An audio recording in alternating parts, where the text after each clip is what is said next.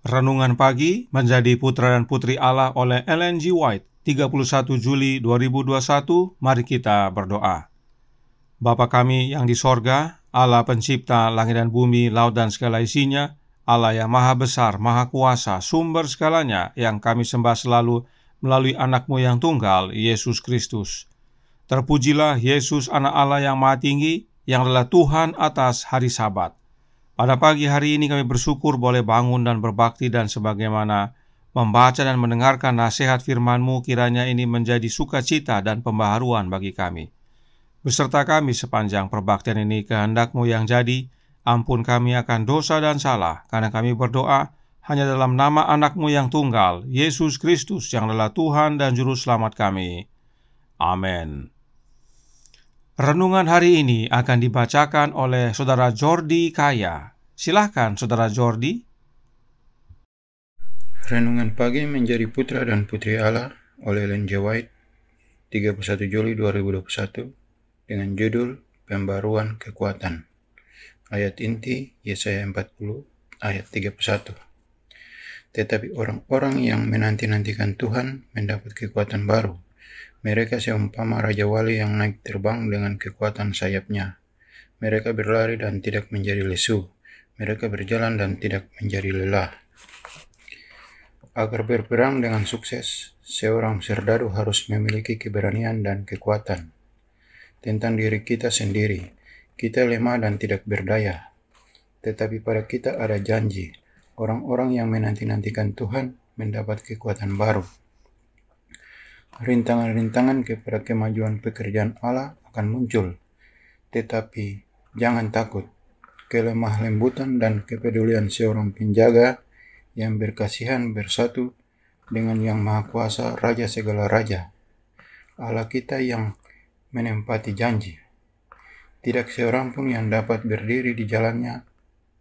Kuasanya adalah mutlak, dan itu merupakan jaminan yang pasti terhadap kegenapan dari semua janjinya kepada umatnya. Ia dapat menyingkirkan semua yang menghalangi kemajuan pekerjaannya. Ia mempunyai cara untuk menyingkirkan segala kesukaran, agar orang-orang yang berbakti kepadanya dan menghormati cara-cara yang digunakannya boleh dilepaskan. Kebajikan dan cintanya tidak terduga, dan perjanjiannya tak dapat diubah. Segala rencana musuh pekerjaannya boleh jadi tampak teguh dan ditetapkan dengan baik, tetapi ia dapat merubuhkan yang terkuat dari rencana ini. Dan dalam waktunya, serta dalam caranya sendiri, ia akan melakukannya apabila ia melihat bahwa iman kita telah cukup teruji dan bahwa kita sedang mendekat kepada Dia yang menjadikannya penasihat kita. Pada hari-hari yang paling gelap, bila mana gejala-gejala tampak sangat tidak enak, janganlah takut.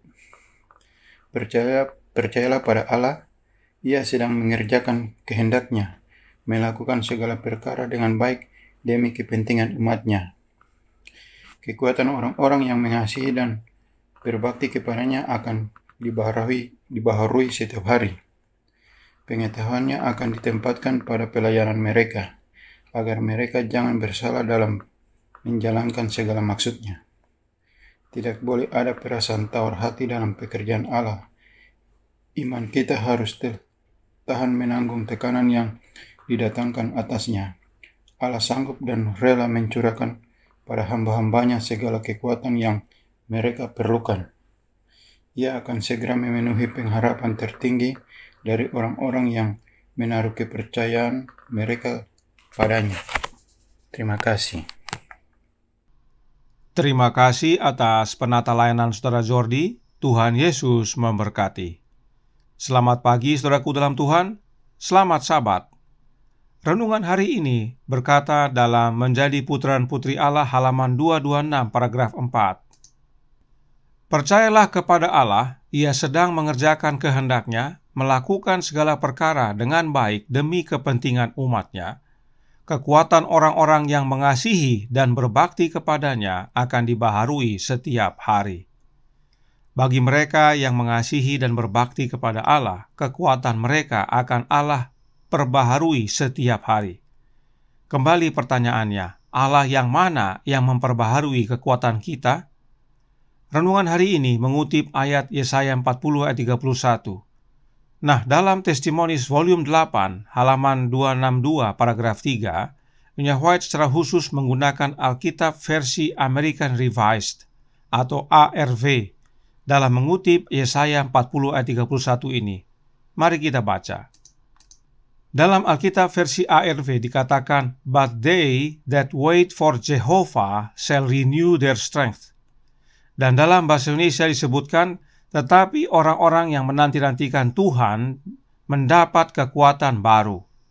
Nah, kata Tuhan dalam huruf besar di dalam Alkitab bahasa Indonesia diterjemahkan dari kata Yehova. Itu sebabnya Alkitab ARV langsung menggunakan kata Jehovah. Nah, siapakah Jehovah ini? Dia adalah Allah Bapa. Tapi untuk menyegarkan, mari kita baca kutipan berikut ini dari Suara Hati Nurani halaman 228 paragraf 3. Berbunyi, "Tidakkah kamu tahu bahwa aku harus berada di rumah Bapakku? Meskipun mereka tidak mengurusi tanggung jawab yang dibebankan atas mereka, Yesus terlibat dalam urusan Bapanya. Maria tahu bahwa ia tidak merujuk pada ayah duniawinya, Yusuf, tetapi kepada Yehova." Jelas sekali bahwa Jehovah adalah Bapanya Yesus, yang adalah Allah Bapa.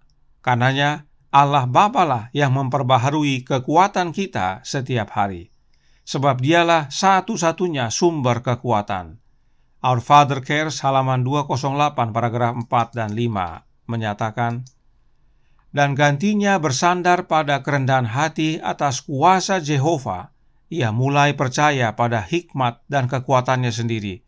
Segera setelah iblis bisa memisahkan jiwa dari Allah, satu-satunya sumber kekuatan, maka ia akan berusaha membangkitkan keinginan alamiah manusia yang tidak suci." Allah lah satu-satunya sumber kekuatan, dan Allah yang dimaksudkan adalah Jehovah. Karenanya, Jehovah yang adalah Allah Bapa adalah satu-satunya sumber kekuatan.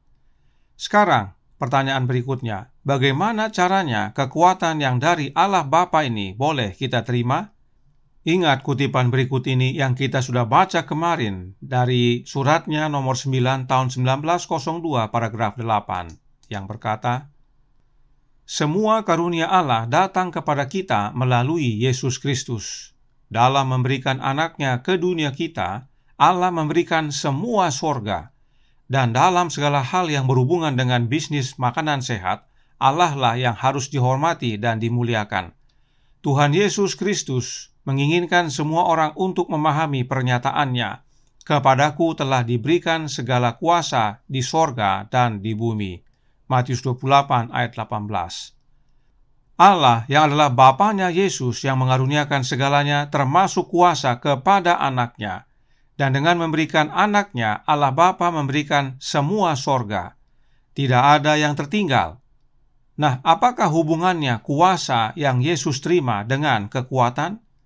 Roh Nubuat menjelaskan dalam This Day with God halaman 329 paragraf 4 yang berbunyi, "Jika bukan karena kuasa yang diterima melalui Kristus, kita tidak akan memiliki kekuatan. Tetapi Kristus memiliki segala kuasa. Yesus mendekati mereka dan berkata, 'Kepadaku telah diberikan segala kuasa di sorga dan di bumi.'" Jelas sekali, kekuatan yang dari Bapa dapat menjadi bagian kita melalui anaknya, sebab kepada Yesus telah diberikan segala kuasa. Dan melalui kuasa ini kita memiliki kekuatan. Nah, kemarin kita sudah pelajari bahwa kuasa yang Yesus maksudkan adalah Roh-Nya yang kudus. Apakah Roh Kristus adalah kekuatan? Testimonies for the Church volume 5 halaman 537 paragraf 2 berkata, "Kekhawatiran yang lebih besar harus dimanifestasikan untuk memiliki sebagian besar Roh Kristus. Karena dalam segala hal ini akan menjadi kekuatan gereja. Dalam Roh Kristuslah umat Allah memiliki kekuatan. Sebab Yesus hadir dalam kehidupan kita, menyertai kita melalui kehadiran Roh-Nya, Roh Kristus. Mengapa hal ini penting kita pahami? Sebab renungan hari ini berkata, tidak boleh ada perasaan tawar hati dalam bekerja bagi Allah Bapa. Sebab menjadi putra dan putri Allah halaman 226 paragraf 5 menyatakan, Allah sanggup dan rela mencurahkan pada hamba-hambanya segala kekuatan yang mereka perlukan.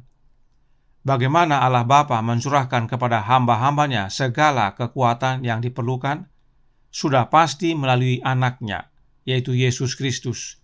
Sebab hanya satu jalan kepada Bapa, yaitu Yesus Kristus. Manuskrip 31 tahun 1901 paragraf 13 menyatakan, pikirkan kemungkinan dan probabilitas di depan kita.